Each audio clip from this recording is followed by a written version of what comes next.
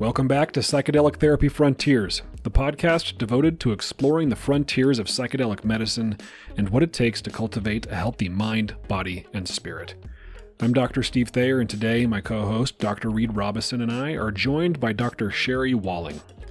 Sherry is a clinical psychologist, speaker, podcaster, author, and mental health advocate. Her company ZenFounder helps entrepreneurs and leaders navigate, among other things, transition, rapid growth, and loss. Sherry hosts the ZenFounder podcast, which has been called a must-listen by both Forbes and Entrepreneur magazine and has been downloaded more than 1 million times. I can't say the same of our podcast, so we're honored to have an experienced podcaster on our pod. Sherry was also the host of the Mind Curious podcast, a podcast series exploring innovations in mental health care via psychedelics. So there's your crossover, folks. Today, Reid and I talked to Sherry about her new book, Touching Two Worlds, an exploration of grief and joy in the aftermath of loss. Reid and I have been meaning to discuss grief and loss on the show for quite a while, so we're honored to have Sherry on to walk us through this really challenging territory. I also appeared on Sherry's podcast as a guest, the ZenFounder podcast, so check that out. It might not be out when you listen to this, so just hold it in your heart and go search for it for when it releases. As usual, if you like the show, please consider leaving us a 5-star review wherever you like to listen. If you're watching on YouTube, go ahead and let's say gently press that like button. The YouTubers my kids watch are always asking them to smash that like button. So, let's extend the like button some compassion today and just give it a loving little tickle. You can also connect with Reid and myself on Instagram. Reid is at Innerspace Doctor, and I am at Dr. Steve Thayer. Without further ado, I bring you Dr. Sherry Walling. Welcome back, everybody, to Psychedelic Therapy Frontiers. We have a special episode today. All of our episodes are special. I mean, let's be perfectly frank. But today we have Dr. Sherry Walling on the show. Hi, Sherry. Hello. Thanks for having me. Yeah. Sherry, would you mind introducing yourself to our audience, people who might not be familiar with you, your podcast, and your work? Yeah, I'm a clinical psychologist, and I have a pretty deep history of training in the trauma world, but now I spend most of my time working with entrepreneurs and business owners around their unique mental health needs. The other part of my life is as a circus artist, and I have a long history of kind of scientific curiosity around psychedelic-supported psychotherapy. So I'm excited to talk to you both. I also host a podcast called ZenFounder, which focuses on the mental health needs of entrepreneurs. And then for a while, I did a podcast called Mind Curious, which is also focused on sort of the emerging science of psychedelics. It was Mind Curious, and that was with which company? It was with the company Mind Cure. Oh, okay. Got it. Yeah. So clever. Cool. You mentioned circus artist. Is that what I heard you say? That's what I said. Yes. I mean, it was a list of awesome things, but I would love to hear more about circus artistry. It tends to be the thing that's most interesting. I saw your sample chapter talks about that for your book that you have on your website. I did. So I just wrote this book about grief, and the grief that it talks about is the loss of my brother to suicide and my dad to cancer. So it's a really heart forward, just heavy, deep topic. But part of my journey with grief has been to really dive into this aerial practice. So I use aerial fabrics to do a little flying trapeze. And so I actually launched the book with an original circus show, which my publisher thought was like the craziest thing that they had ever heard, that I would launch this like very beautiful, very serious book with a circus show. But I have to be honest, objectively, it was a very, very beautiful show and something that worked out pretty well. That's so cool. Have you ever done any circus tricks on a video podcast interview? Just a hypothetical question. I haven't, but that seems like something I should put on my to-do list. Yeah, Reid, maybe not the set and setting for an aerial acrobatics demonstration right now, but I do want to say I've recently become interested in the world of circus aerobatics. My 9-year-old son was doing gymnastics, and he was getting kind of bored with it. And so Yeah. we found him a place locally in Utah where he can do aerobatics. So he's working on the silks. He's working on the giant hoop, doing some trampoline work. He loves it. Beautiful. Yeah, no, I'm like a 40-year-old 9-year-old. Like, you know, to have that, like to be a fully grown up with a PhD who has, you know, kids and the whole deal, but still that delightful play. And then to really be in your body. I think for me, it's been this like really interesting practice of integration, which I know y'all probably talk about in terms of taking this big emotional reality that I was holding, but needing to really bring in big physical movement as a way of integrating sort of mind, body, spirit kind of experiences. Yeah, that's amazing and so true. I can relate, having found yoga, then acro yoga, and in the acro yoga studios, often, silks, and I have silks and rings in my backyard as well. And I've been to trapeze class just because it's so fascinating and fun. So we could just make we could make a band of like mental health circus artists right here, three of us. There you go. That would be great. The traveling band. I'm not as shall we say, aerobatically inclined maybe as the two of you are, but Reid keeps trying to lure me into a yoga class. I did go to one Kundalini class, but at lunch we were talking about getting me into a hot yoga class, a Bikram class. Yeah. Yep. That was kind of the gateway drug for me, actually. I started with yoga and then ended up in an aerial yoga class. And then, you know, lo and behold, I'm in the circus. So that's how it starts. Sherry, I'm curious to learn more about Touching Two Worlds. Maybe you could tell us about the title and a little bit more about processing grief. Yeah. So it's a little bit of an accidental book, to be honest. When I think about what I expected from my career and the voice that I thought that I had to offer the world, I probably wouldn't have put grief in like the top 10 topics. But then, of course, grief happened. And so my dad, we had about 18 months with him from the time that he was diagnosed with cancer until he passed away. And right alongside his illness, my brother, who was 33 at the time that he died, but he took a pretty significant deep dive into depression and into alcohol addiction and kind of went through that, like into treatment, into rehab, did really well for a while, had a relapse, started over, just sort of did that cycle. And so I spent, you know, several years watching these people that I love dearly really implode and fall apart and eventually both die.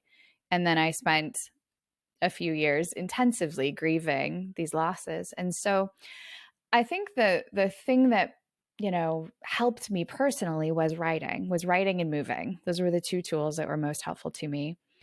And I wrote enough and I wrote so much that I found that I was sending little essays to people or paragraphs to my clients or my friends. And I realized that I'd written something that I felt like I did want to share.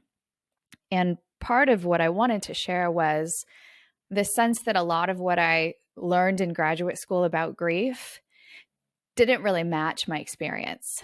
And I wanted to sort of have a different conversation about grief and how grief feels, and then offer some maybe different kinds of tools or strategies or like little tips to people who were coming behind me who were also experiencing grief. So that's kind of how the book came to be. You know, I find that a lot of people who are called to work like you have been called to it, who experience a tremendous amount of pain and find a way to process and heal and integrate, produce the most helpful work. I noticed that a lot of people who are called to the psychedelic work are either called to it because they're really interested in the research, which is cool. They're frustrated by maybe the lack of what we can do for people as mental health professionals, but oftentimes by their own healing. Yeah. By their own healing with psychedelic medicines. So I really appreciate when I meet someone like you, right, who can take their pain and turn it into help for others. Yeah. And I was really aware of the research in psychedelics, and I was really curious, like sort of science curious about it. But it wasn't until I watched my brother's experience that I felt almost like catalyzed. Like I just like, this cannot be the best course of mental health care that we have to offer people. Mm-hmm. And so that watching him really go through these cycles of working really hard, but not finding a thing that could help re-regulate his body, just sort of intensified my curiosity and desire to advocate for access to these as healing resources, because the things that were happening just weren't working for him. Was this during the grieving process for him, in addition to his own struggles with like addiction or mental health? It was the like couldn't access help with bereavement or grief in the context of that struggle as well? Yeah, I think for him, grief was really destabilizing. Like it really kind of exacerbated all those wounds and injuries that lived inside of him in a way that he couldn't regain his footing.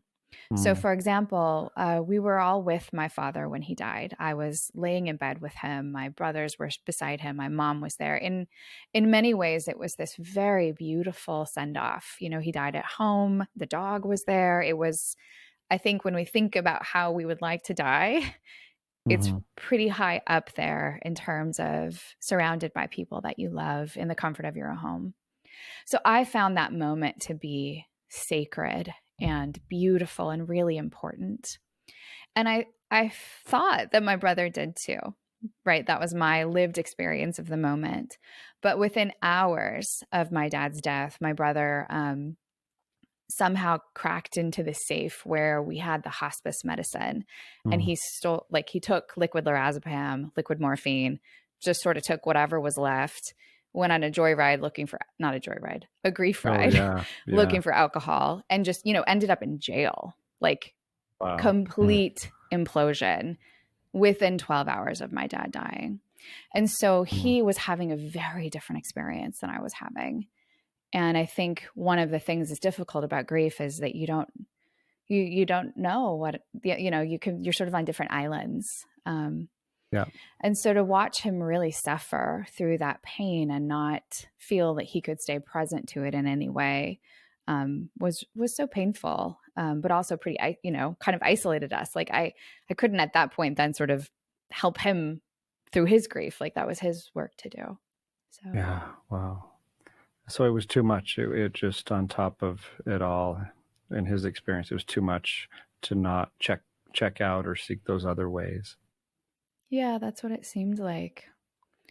And I think that, so my journey with psychedelic-assisted psychotherapy kind of began shortly after that, after my dad died, and I had the ability to, access resources that I could use safely and legally. And in the context of that kind of work, I returned, in my memory, in my mind's journey, to that same moment where my dad died. And I was able to see myself not as the oldest daughter caretaking of everybody, making sure my dad was comfortable, which was my lived reality. In my lived reality, I was very attuned to making sure that he was okay, as comfortable as possible, supporting my mom, oldest daughter, that's my job. Yeah. And a psychologist, that's my job in all of the ways. But in my journey, I was able to return and see myself as a daughter who was losing her daddy, and almost see myself in that very childlike way, and felt so much just tenderness and compassion for that version of me, rather than like the responsibility and the things to do, and this is what we have to take care of. So that softening of my own compassion towards myself and that softening into grief, I think was really, really healing for me. And I'm not sure that I would have, really been able to get there without being able to override sort of the prefrontal cortex and drop into that more emotional space. Yeah, because that's our impulse. You mentioned being on different islands. Like your brother's on his island of grief and you're on your island of grief, and it's so hard to see our loved ones be on these other islands and see them struggle, and maybe see them not have the same access to resource. that we have, like external resource, but also internal embodied resource. But oftentimes I think with grief, and you can tell me if this is your experience too, we don't know what the island's going to look like until we get there. Like I can assume how I might react to the death of a loved one, like a parent. And this is my experience with the death of my father, who died in 2017, is, I was surprised at, given that I am a psychologist, right? Like kind of like you described, and I've done so much personal work. I thought I would move into the emotion more, and I hit a brick wall.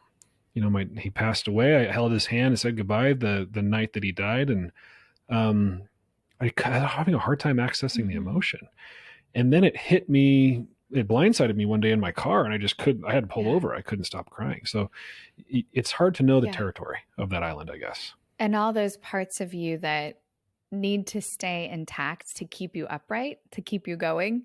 Sometimes we talk about them as defense mechanisms, which I think sounds a little accusatory, like, oh, you're using a defense mechanism to block the feeling. And it's like, I'm using a defense mechanism to stay upright, like to just keep walking around in my life. Yeah. So easy. But we have all these parts of us that are organized to keep us going.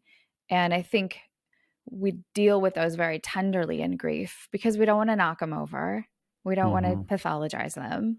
But sometimes there needs to be these places where they can take a break or step aside, whether it's that moment in the car or in the context of a psychedelic journey, or it's some time. Usually that emotion does need that catharsis, that, that expression in a way that is not as neat and tidy as most of us like to be as professional, serious adults. So true. And what I've observed in myself with grief and in those I've worked with is once you start peeling away the layers of feelings and opening up to our emotional world, grief is never that far behind, like the unfelt grief. And what you're describing, your experience really brings to life that adage we have in mental health and psychedelic therapy, that you've got to feel it to heal it. This does need to move through us. Yeah.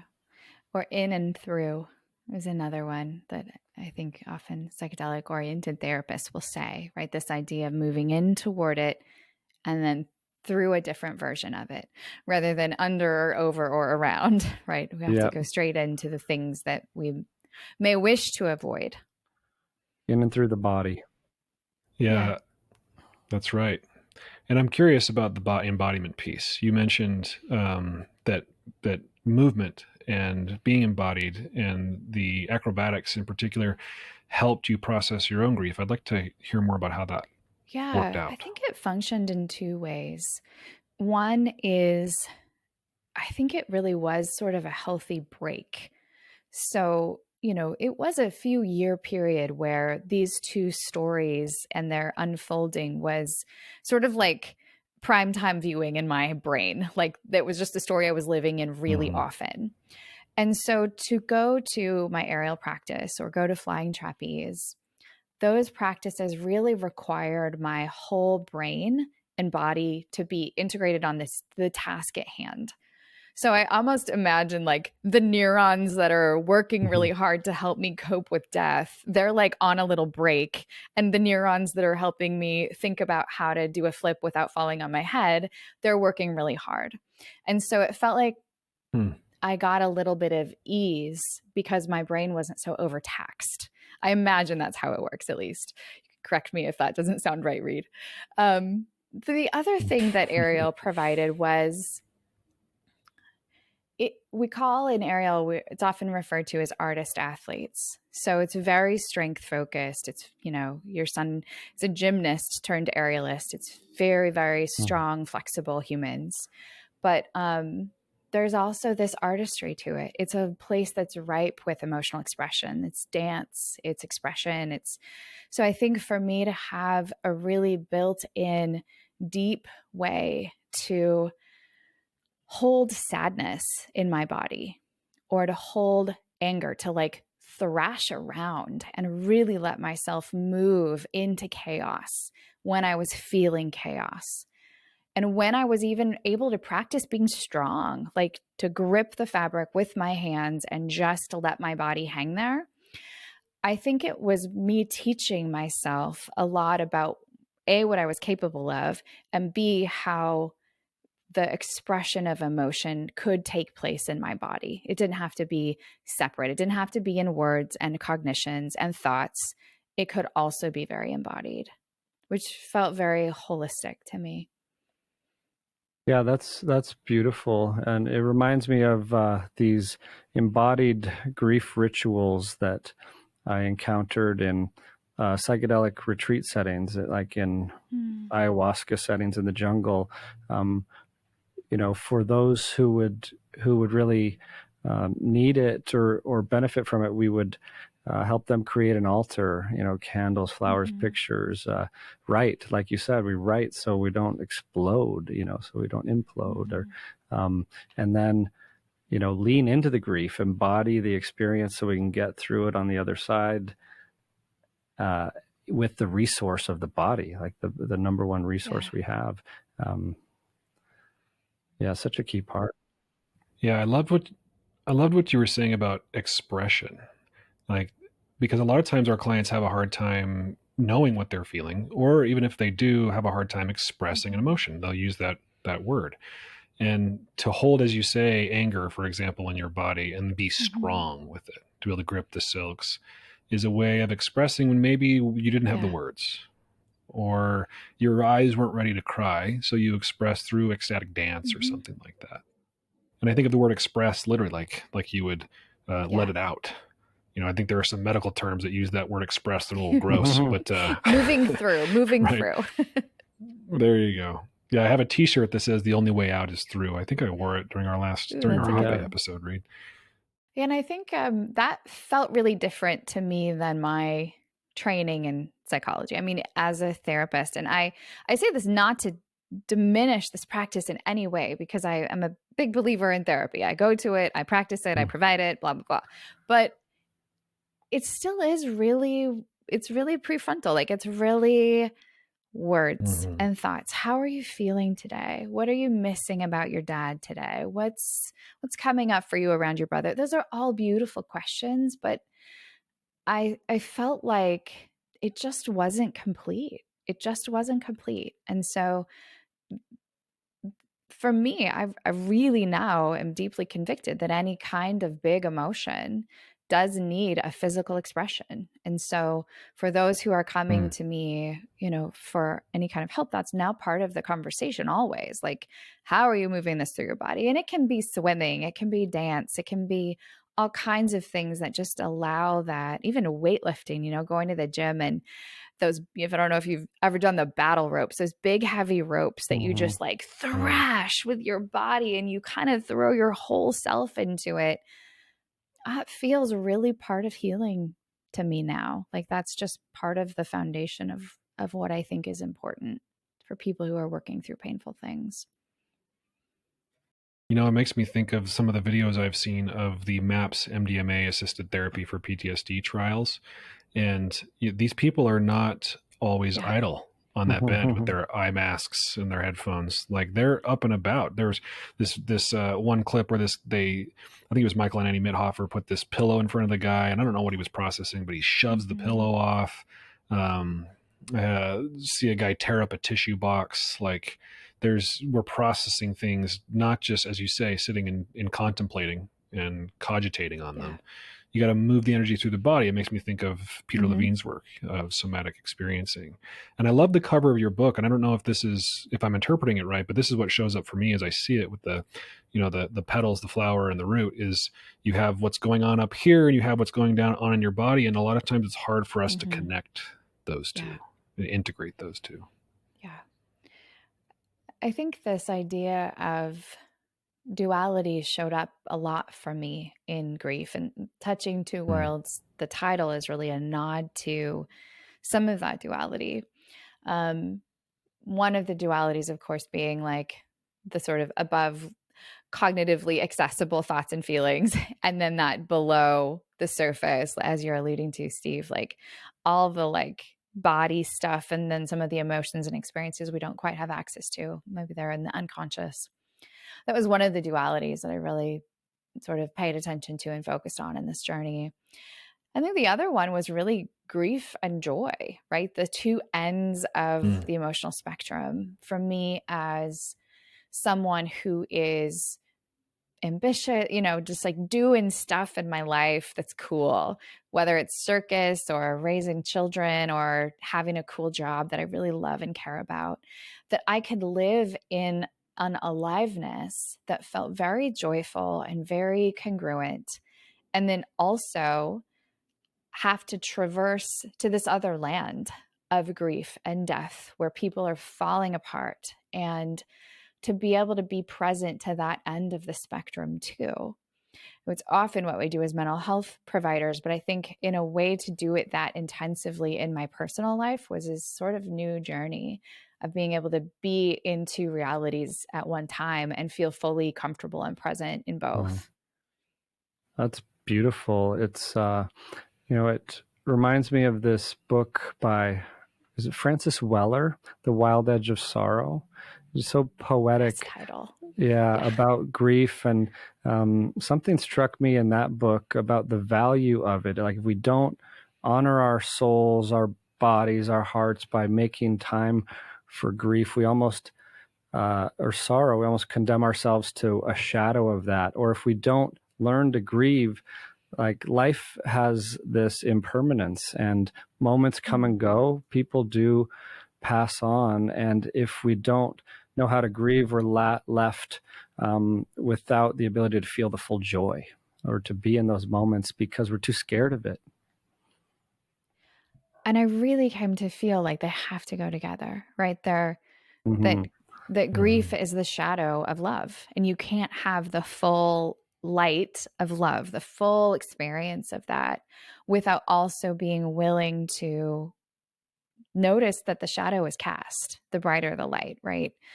And so I came to hold my grief in kind of high regard, to like honor it as something that was this expression of love, that was the process that I was to go through as a human who'd loved people who were to be lost.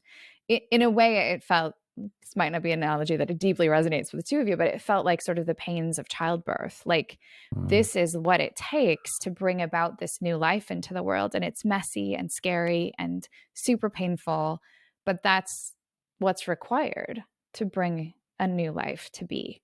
And so that the way that gets paired, it feels really different than what I think is sort of in broad consciousness, which is one that if you get too sad, it's pathology, right? Like, don't grieve too much, go to the memorial service, do the paperwork, shed a few tears, and then be back at work by Tuesday. I mean, maybe you got 2 days bereavement leave. It's just a pretty brutal expectation. And it doesn't honor grief as a season that's beautiful. It sort of says, well, don't get stuck there too long because you've got things to do, more important things than grief. So and I think also the ability to listen to and be present to and even cherish this negative, painful state feels really different than, the culture around us that's like, you're happy, right? Like, be happy. That's where the good stuff is, in your happiness. And I love to be happy. I'm pretty happy, but also the grief is really precious. Yeah, it really is a sacred ritual to allow space for that in life, and so tragically not part of our culture. It's feared or ignored, or the need for it isn't recognized. I think there are far-reaching consequences for sure. Yeah, you'll hear the term toxic positivity around sort of the social media space now.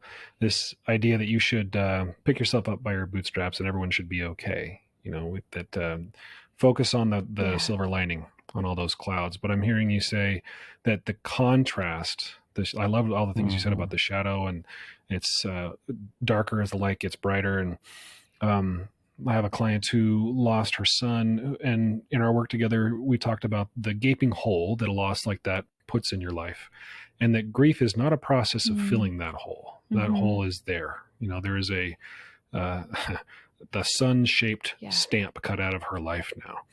And what you do, at least what we talked about, is building life around the hole. It becomes now a well that you come to and you draw from for the memories. And the memories cannot be extracted from the pain. And so the pain becomes part of the memory. That's how you carry your loved one with you, by changing the relationship to the By pain. valuing it as that reminder, right? Every time I think of my dad, there's a little twinge, like a little hurt, but I value the hurt because it goes with the memory.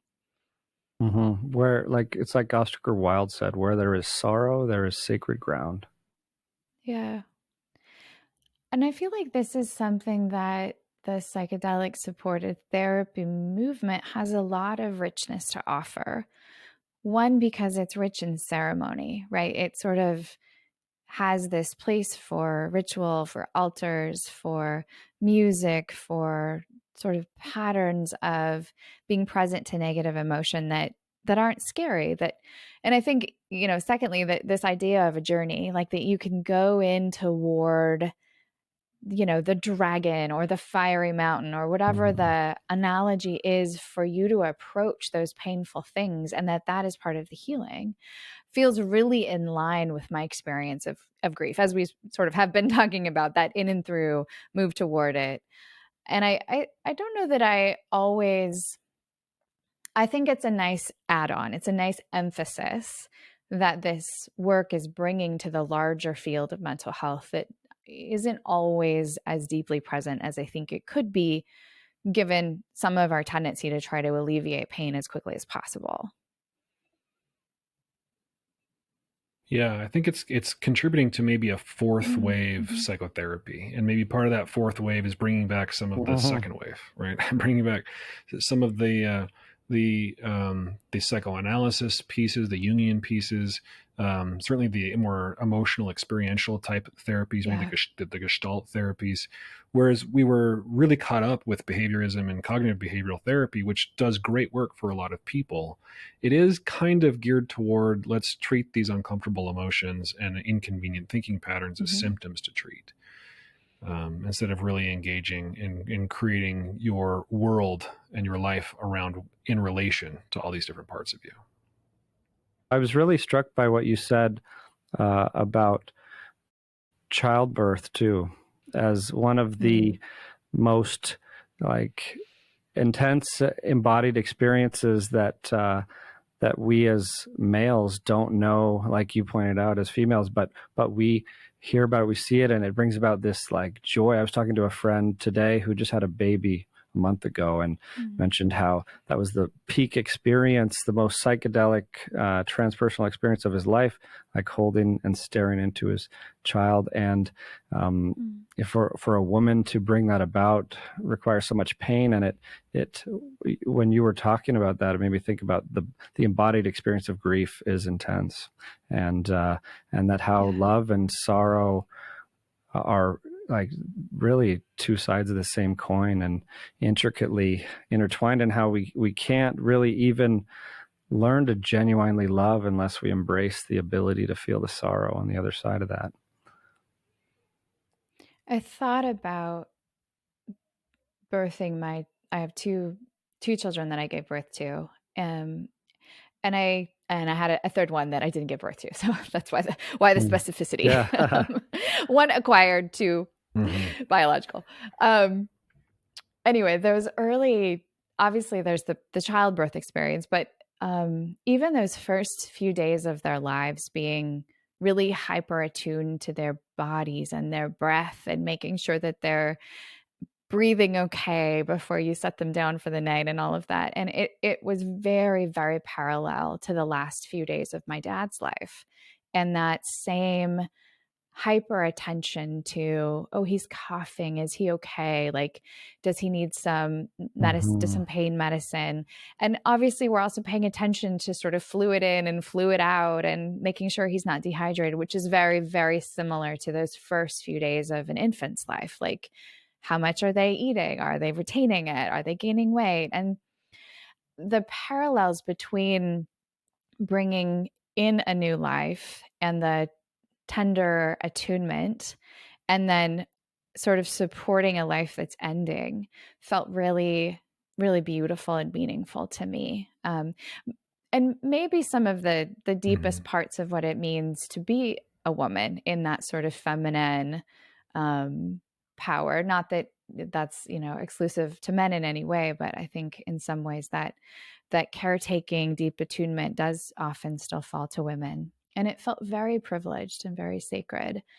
And I think it's also what made the loss of my brother feel so jarring, was that he died alone, sort of far away from us. And to think of his body being, outside in a field somewhere felt very like, I have to go get it. There was just this like deep sense of my brother's body needed to be attended to and cared for.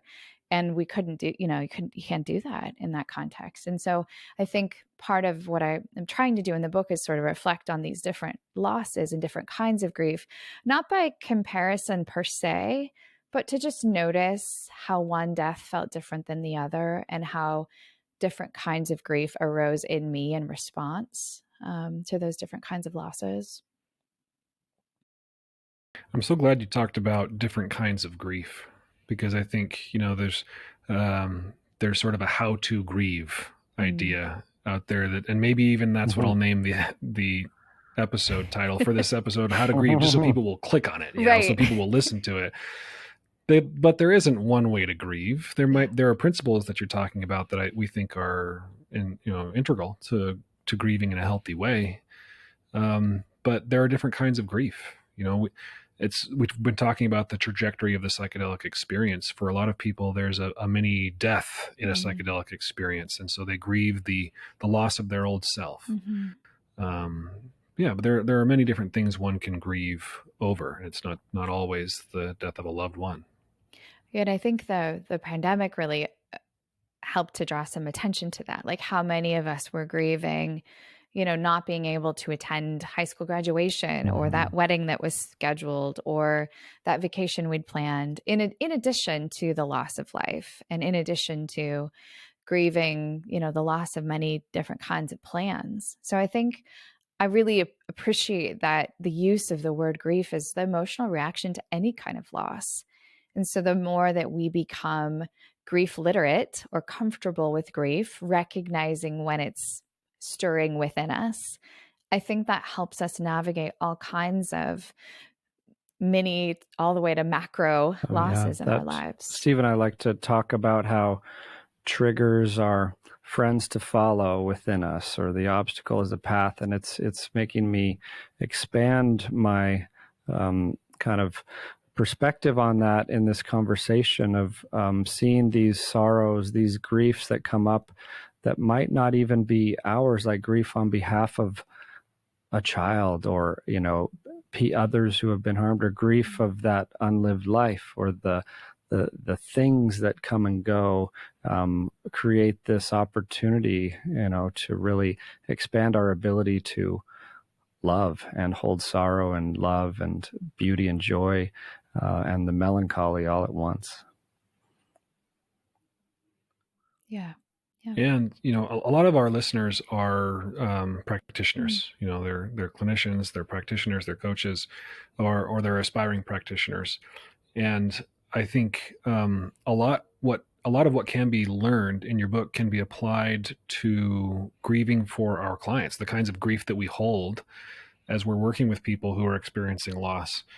We need to do a good job of protecting ourselves and setting a boundary so we can keep doing the work and not getting burned out. But I think, most of us who are called to the therapeutic work are sensitive souls.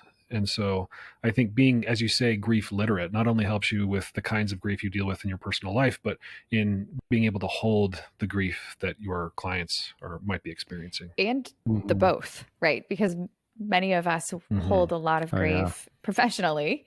And then we also are humans with lives, with people that we love that get hurt. And, so I think some of the the intention in writing the book for me was to even walk through what it felt like for me as a mental health professional, like someone who does this all the time, to still be present to my own grief process. And so I think a lot of mental health professionals, and I had moments of this certainly, where it just felt like I should be above this. Like, I know what trauma symptoms are.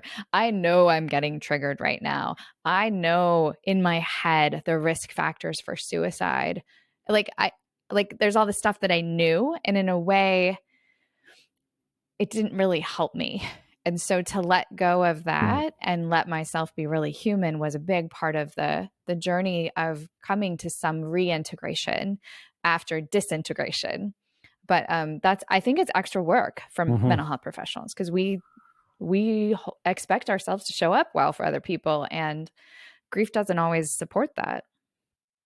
Yeah, this conversation gives me the chills and goosebumps. I'm just remembering my first ever ayahuasca experience when, I drank this medicine in the jungle and sat there like we were instructed to do for 45 minutes or so, and it kicks in. Some people start throwing up. I started crying, like tears just were flowing. I didn't even know what they were about.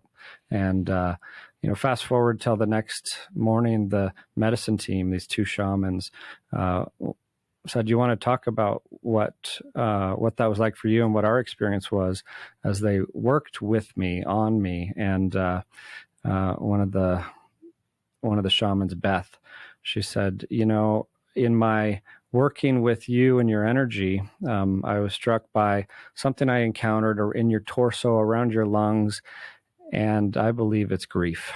And that, it struck me, it caught me off guard. I was not expecting that. And even to this day, like now, connecting the dots of how important of a practice that is to embrace this part of life. I do feel like that's the work, is in a way we carry around this basket where we just, hey, tell me your grief, tell me your trauma, tell me your pain, and I'll just hold it here in my basket. We're collecting all of these collective stories of pain. And we don't just leave it there, and we don't just carry it around all the time. I understand it's more nuanced than that, but all of the people and stories that we have touch points with, that almost feels like, as mental health professionals, there has to be almost a ritualistic grieving. Like, we just have to clear the coffers every so often and realize I'm carrying not only my own pain, but the pain of all of those that I come in touch with. And how do I have, Sherry, what? Yeah. Sorry, to cut you okay. off. I didn't mean to. I just got so excited about what you were saying, because it makes me think of something that I'm becoming passionate about, and that's the importance of community for helpers. It's part of the reason Reid and I started this podcast. We wanted people to have a place, first of all, where they could get informed about this psychedelic renaissance that we're excited about, but also commune, and to get help. Like, I'm so excited that you're a clinical psychologist. So I have so few of those that I work around. I have all these prescribers that I work with. No offense to Reid, he's one of my best friends, but it's nice to meet people, like-minded people who you can relate to, right? So the importance of having a community to grieve with, I think, especially coming out of the pandemic, where many of us felt so very isolated, can't be understated. Overstated. And that sense of grief that happens in community, honestly.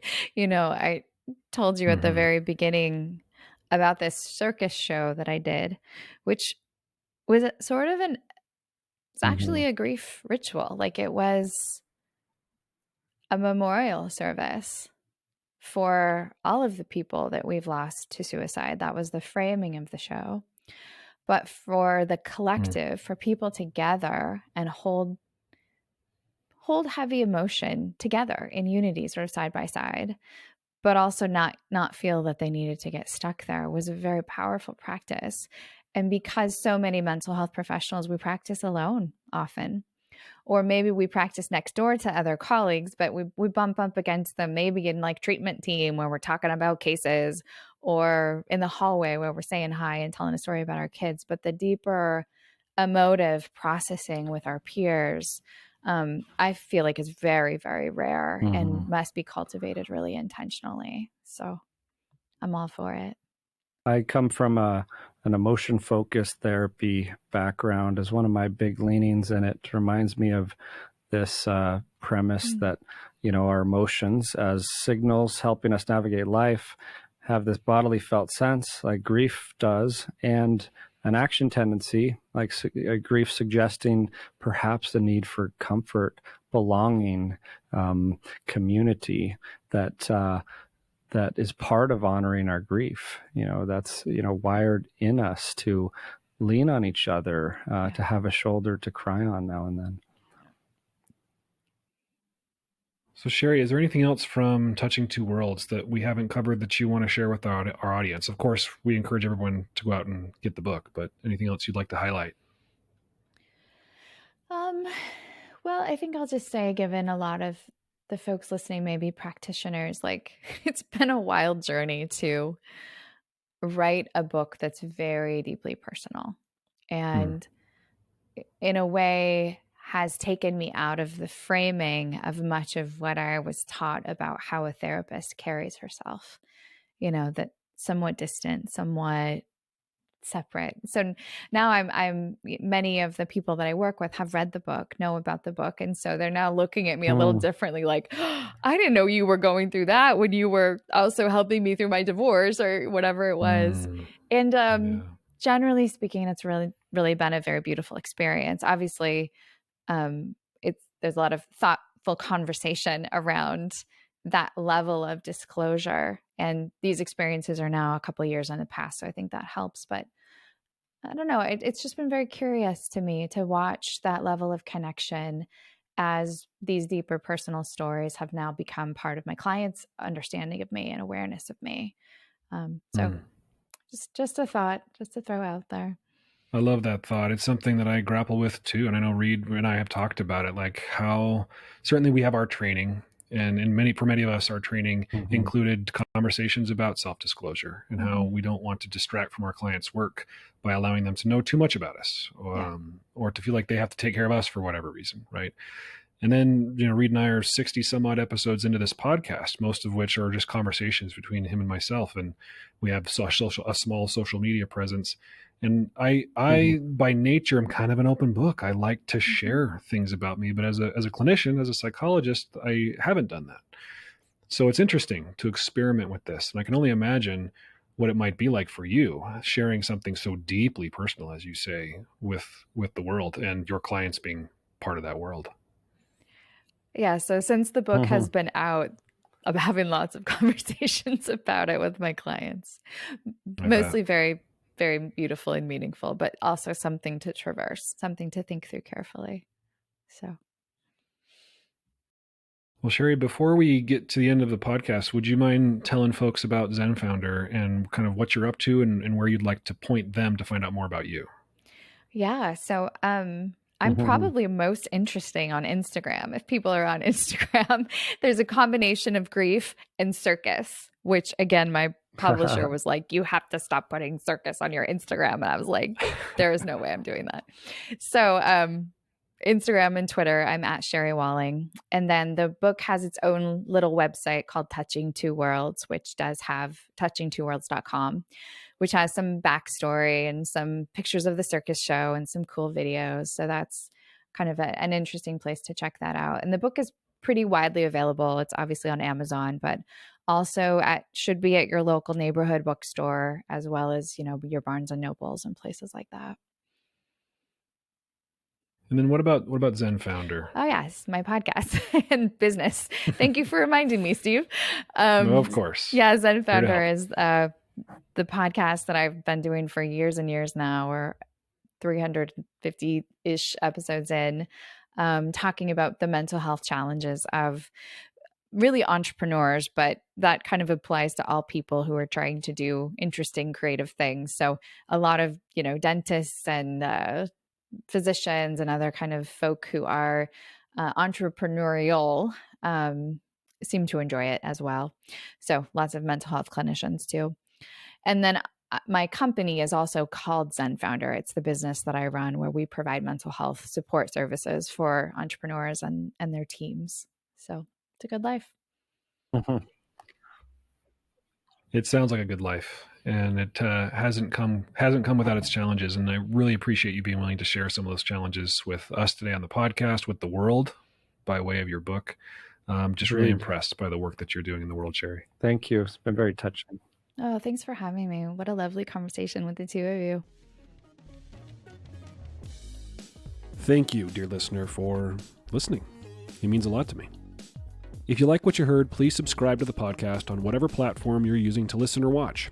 Also, if you're feeling generous today, please leave us a glowing review on Apple Podcasts, Stitcher, or wherever you like to listen. Thanks again. The content of this podcast does not constitute medical advice or mental health treatment. Please consult a medical or mental health professional if you believe you are in need of mental health treatment.